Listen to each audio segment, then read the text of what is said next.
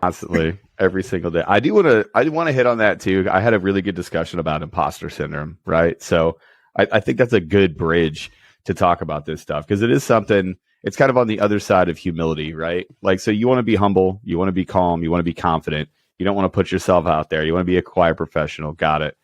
Well, when you do that, you immediately open yourself up to, well, maybe I'm, because I immediately transition. And me being a quiet professional is usually equal to me having negative self-talk, right? So it's not so much Aaron being a quiet professional. It's Aaron in his head going, shut up, you POS. Nobody needs to hear your opinion. You should not be talking. You're an idiot, which is not healthy. I got to tell you. But it's born out of that imposter syndrome, right? And for people that aren't tracking, imposter syndrome is kind of the feeling that somebody's going to find you out and you're going to say something. And finally, somebody's going to go, you're a fraud. You shouldn't be here. And it's a constant sort of anxiety thing. Trent, I know you and I have talked about, kind of imposter syndrome. So how do you deal with it? How do you find that line between I want to be a quiet professional and stay away from negative self-talk while still allowing yourself to have a little bit of positivity? Because it's okay for you to go, hey, I've done something no one else can do. That's the reason we have A&S. That's the reason why, Mike Parolio was talking about that shared experience. Like, we want to look at each other across the team room table and say, hey, we've done something hard and that's a good thing. But how do you temper that with, imposter syndrome and some of the other stuff we just talked about? I think we all deal with that, especially, when you put yourself on camera and you want to talk about your job. It's who am I to tell young people out there what they should or should not be doing, especially, but I've been trying to talk myself through this thing for a long time. And just with the podcast, it's funny because I wanted to mention, we talk about it all the time. We're like, oh, we show up, we don't have a plan. I'm like, guys, we haven't had a plan in like 2+ years or something. Anyway. But it's one of those things. It's in person with when the candidates are there. It's easier to be like, hey, like, these are my qualifications, and you see me with my peer group, and obviously we get along, and they don't come in behind me and say, well, that guy's a POS and he's never done anything. Don't listen to that guy. But like when you come out on the internet, it's just a weird thing. I don't want to be like, I have this experience and you should listen to me, but I have a tendency to be like, you shouldn't listen to me. Like, oh, I don't know anything. Like that's all of our like go-to is like, oh, we're a bunch of idiots. We don't know anything. And why would you even listen to me?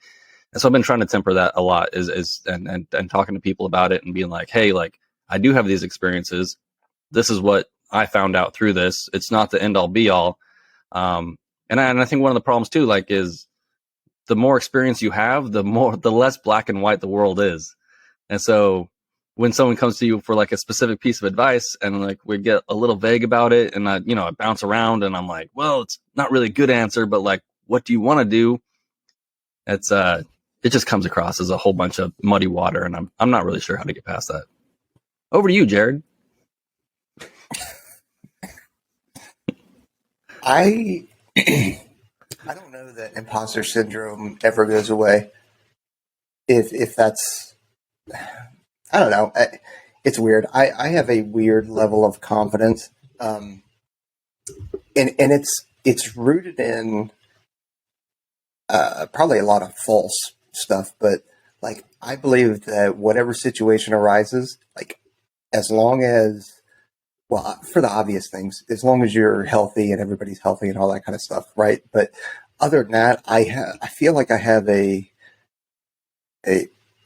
tendency to succeed in that, or things are not succeed, but things are going to be okay, right? So if this situation, whatever it is, goes bad, like, all right, man, I'll be all right. Like, it's weird. So I don't know. I don't know where I'm going with this, but I don't know either. But I love how Trent was talking about, like, being really careful and trying to say things succinctly on the internet, and then you immediately failed at trying to say exactly what you meant succinctly on the internet because you were doing the same thing. Like Trent just described, like, how important it is for us to be accurate and not say something like completely wacky or make yourself like. It's funny to watch you do the thing that Trent literally just exactly said, because we all feel that it's so hard to describe things or be succinct and clear.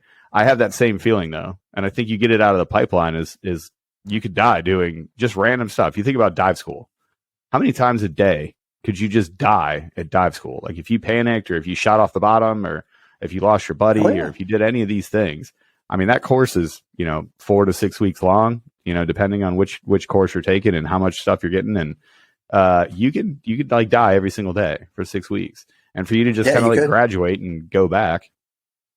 And I mean, you translate that right over to free fall as well, I mean, yeah, you're not going to die in the tunnel, but, you very well could die in free fall, and people have died at free fall and scuba school, so like, it's the reality of it. But I don't know. I go through life with a healthy amount of skepticism, but at the same time, I'm also like, I'm going to be all right. I will handle whatever situation comes at me, and let's go. Like to which I'm not really scared to do anything or scared about a situation happening. I don't know. It's weird. I know that, like, I believe that anxiety is real, and I believe that people suffer with it. I know people suffer with it really, really bad. And I know there's varying levels of anxiety. I have a difficult time trying to empathize with it or understand or, the whole, because I like to put myself in other people's shoes, and like, I'm generally really good at it, but anxiety is one of the ones that I struggle trying to put myself in that because I don't have any of it, or whatever I do have is minuscule. I don't know. Right. No, I know what you're saying. And especially when we put it in the context of, what started this conversation, which is people having anxiety over numbers, like people having that doubt over, am I ready to go in? Like, I get it. I think one of those things that we have is, a lifetime or a career's worth of it's, people looking at us go, okay, I know that they don't use these words, but, I know that this is scary. I know you have anxiety, but we still have to go do it. So you got to find a way to get right with what we're about to go do. And you got to be there and you got to perform.